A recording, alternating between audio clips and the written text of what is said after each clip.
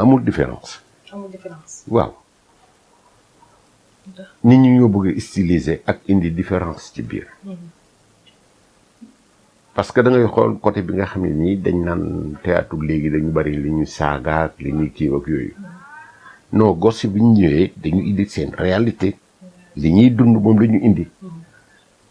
bu ñu amoon nag mag ñoo xam ne nii ñoo leen di gungewaale comme ñun ni ñu amoon ay mag bu ñu musaan a jàdd ci wax bu fekkee ne wax ji ñagas na dañ daan ni déet ñi leen di seetaan dañoo bari jubbanti leen wax ji ñun leen naka laaj leen ñoom ñu jubbantul ñu wax ji moo tax ñu ci bari ci la ñuy jaar dégg wolof comme man sama kii man bambara la donc fa lu ñuy jaar dégg yenn wolof yi ak yenn moo wolof yi lépp jàng la te parce que théâtre jàng la but ba but alors contrairement à léegi wax ji dafa ñagas jeu bi encore des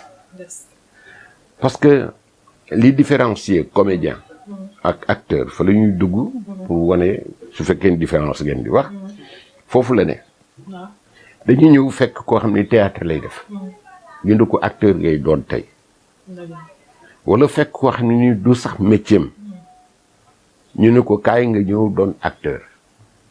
ñaar ñi bu ci nekk baax na waaw mais dañu fàtte leen ni personnage bi nga koy jox dafa am intelligence am te intelligence am boobu du moom bu dee théâtre bu fekkee ni film la looloo tax ñuy def casting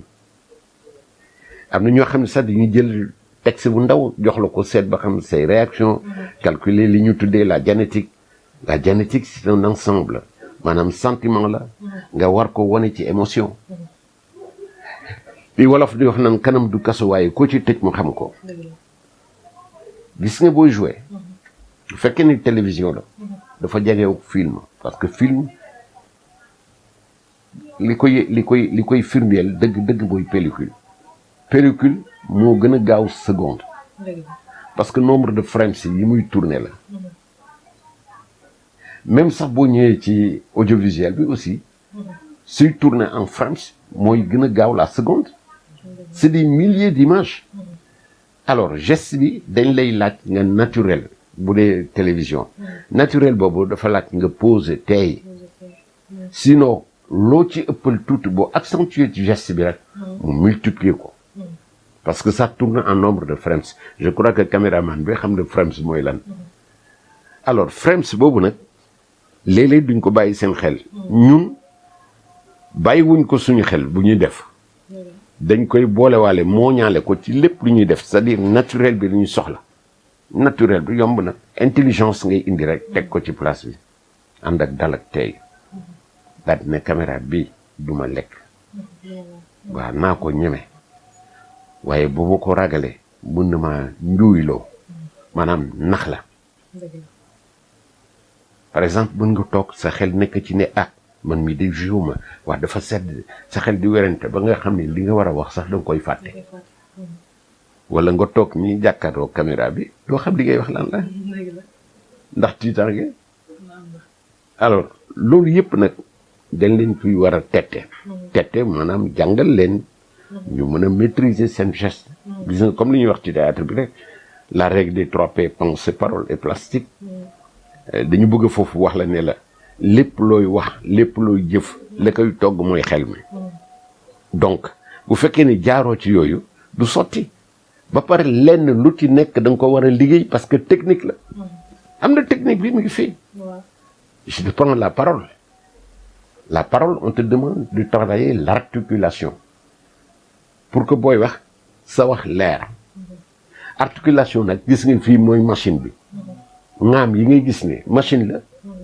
tubaab buy wax da ngay gis ŋaam yi dañuy yëngu mais ñun on a la paresse suñu ŋaam yi yëngu ba nga xam ne on parle souvent avec les lèvres fii la ñuy waxee ci tuñ yi moo la tax wax ji xaw diis te du naturel boo koy wax encore day mel ni da ngay bul ba la ñuy gën a dégg mais sa bëb boobu pourtant yàqu la de war nañ ko mën a liggéey gisal ku dër dañu ko na way buy wax na way pour corriger moom ni muy waxee ba dër bi bañ a feeñ noonu lañ koy lu ci nekk dañ koy liggéey boo ñëwee ci plastique c'est le corps parce que le corps aussi doit exprimer war na dëppoog la pensée maanaam nga xalaat li ngay doxalee naka ngay toggee par exemple boo jógee fii war a ñëw fii naka nga koy defee ñaata pas la yooyu yëpp boo ñëwee ci théâtre moom dafay calculer loolu tax ñuy wax lan séance de dramatique kii dramatisation boo gisee dañu toog waxtaan ci œuvre bi xam ni œuvre dramatique la ñu mën ko méngaleeg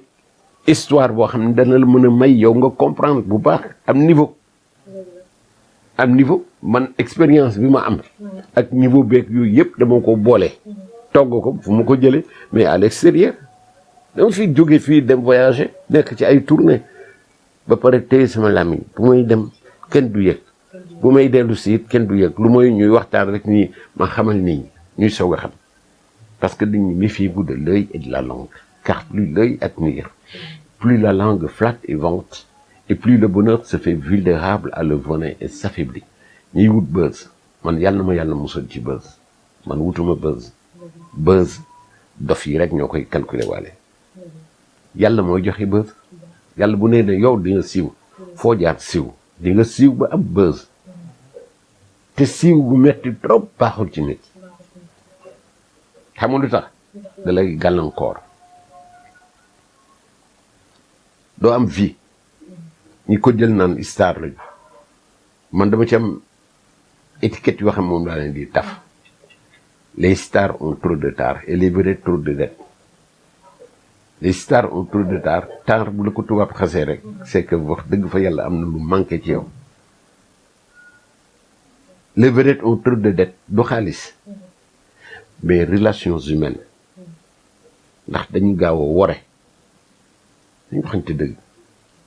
te war baaxul mun nekk éducateur di yar nit ñi ba pare làmboo yenn yi nga xam ne nii ay insuffisance la c'est grave buñ la traité intellectuel billahi doo intellectuel da nga manqué lu bari théâtre bi ñu ko jël fo ndax nañ seen bopp boo demee ci réewu tubaab yi da ngay nekk gone te nday màggandool ak théâtre parce que théâtre pour ñoom béréb bu wutub xam-xam la am na ñi nga xam ni sax borom xam-xam yoo xam ni dem nañ ba nga xam ni dañ koy tëkkaleeg li nga xam ne di l'islam daf ko bëgg lool muy nga jàng am xam-xam ba pare nag làmboo ay jikko yu baax loolu naka lay ñëwee ci yow moo di ni mu lay yaree ci ngay am niveau mais utiliser ko ci yoon wu baax parce que diine li ko fi tax a ñëw du dara lu mooy jikko doomu aadama théâtre bi jikko doomu aadama lay liggéey ki la ñu sukkandiku ñu naan théâtre dafay yereek dafay liyeek dafay laak yëpp mais jikko ji la dañ lay woon benn personnage ne la làmbool jikkoom nga làmboo ko mën koo interpréter bu nee la mandikat yoo xam nga mandikat ni muy demee nga ñëw def ko yaa ngi fàttali ko góor jigéen bi nga koy def ñëpp dañ mujjee